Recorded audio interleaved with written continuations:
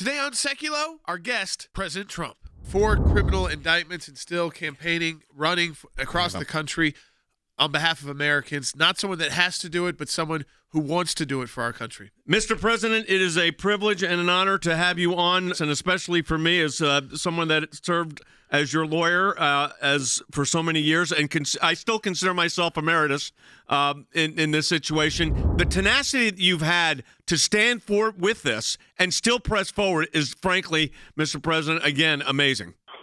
Well, they're only coming after because, number one, I'm running, and number two, I'm leading by a lot, including Biden. We just had a poll come out. We're leading him by 10 points in one poll, which who wouldn't lead him? I think a child would be leading him. He's so bad. He's the worst president we've ever had. He's the most corrupt president.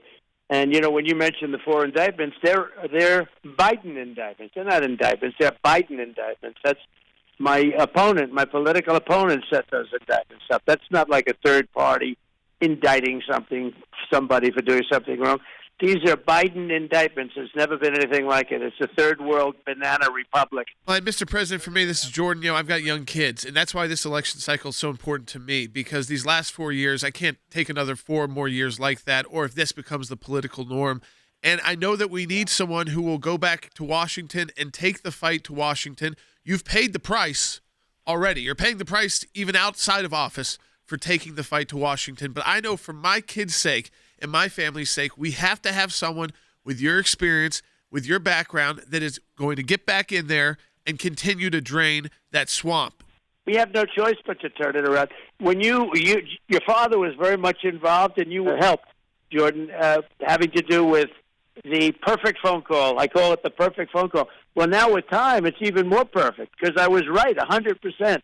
I said, any information on corruption, please call the Attorney General of the United States.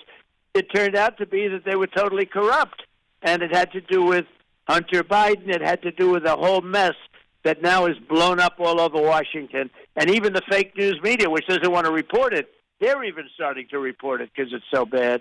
But you were involved in that, Jay, and who would have thought it would have turned out to be this bad? This is obviously political show trials. That's what these are. We had a pastor that was in jail during the Obama administration, Andrew Brunson, and I got to witness firsthand your very tough negotiation with a very tough guy, and that was President Erdogan of Turkey. Pastor Brunson, a wonderful guy. They said he was espionage. He was a spy, and while he was there, he was helping people over there. He was a quality guy, great guy. I hope if you speak to him, give him my regards. But I was honored.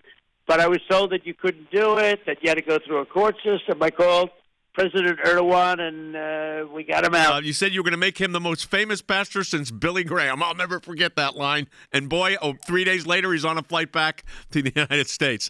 Mr. President, again, thank you for being on with us. Thank you both very much. I appreciate it. Thank you. Thank you, Mr. President.